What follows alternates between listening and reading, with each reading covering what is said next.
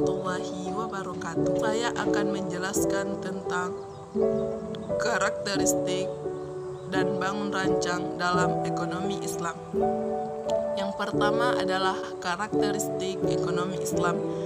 Di dalam karakteristik ekonomi Islam mencakup beberapa hal, yakni yang pertama adalah menggunakan sistem bagi hasil, dan yang kedua adalah menggabungkan antara nilai spiritual dan material. Yang ketiga adalah memberikan kebebasan sesuai ajaran agama Islam, dan yang keempat adalah mengakui kepemilikan multi jenis, dan yang kelima terikat akidah, syariah serta moral, dan yang keenam adalah menjaga keseimbangan baik itu rohani dan jasmani. Yang kedua adalah tujuan yang ingin dicapai dalam suatu sistem ekonomi Islam. Yang pertama adalah pemenuhan kebutuhan dasar manusia, baik itu meliputi kebutuhan pangan, sandang, papan, dan juga kesehatan serta pendidikan untuk setiap lapisan masyarakat. Dan yang kedua adalah memastikan kesetaraan kesempatan untuk semua orang lain. Yang ketiga, mencegah terjadinya pemusatan kekayaan dan meminimalkan ketimpangan distribusi serta pendapatan dan kekayaan di dalam ekonomi Islam sesuai dengan kemasyarakatan. Dan yang keempat adalah memastikan kepada setiap orang kebebasan untuk mematuhi nilai-nilai moral. Dan yang kelima adalah memastikan stabilitas dan pertumbuhan ekonomi. Selanjutnya adalah prinsip-prinsip dasar ekonomi Islam. Jadi adapun menurut dari Qadri adalah yang pertama, prinsip tauhid adalah konsep yang menggambarkan hubungan antara manusia dengan Sang Pencipta atau Tuhan. Dan yang kedua adalah prinsip bekerja dan produktivitas. Selanjutnya yang ketiga adalah prinsip distribusi kekayaan yang adil.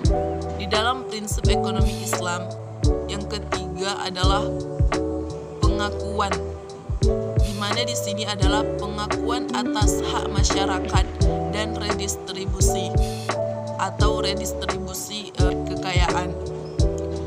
Mekanisme pendistribusian kekayaan di dalam Islam adalah dengan melalui mekanisme zakat. Selanjutnya adalah yang keempat, yaitu nilai utama yang bisa kita tarik atau kita ambil di dalam ekonomi Islam.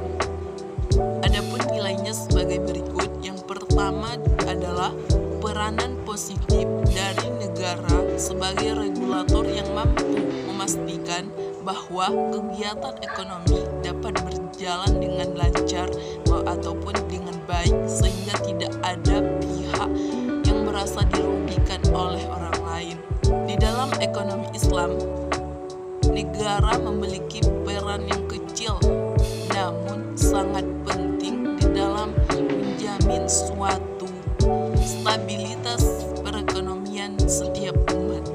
Dan yang kedua adalah batasan moral atas kebebasan yang dimiliki, sehingga setiap individu dalam setiap melakukan aktivitas yang akan mampu pula memikirkan dampaknya bagi orang lain.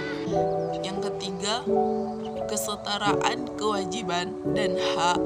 Hal ini mampu menyeimbangkan antara hak yang diterima dan kewajiban yang harus kita laksanakan.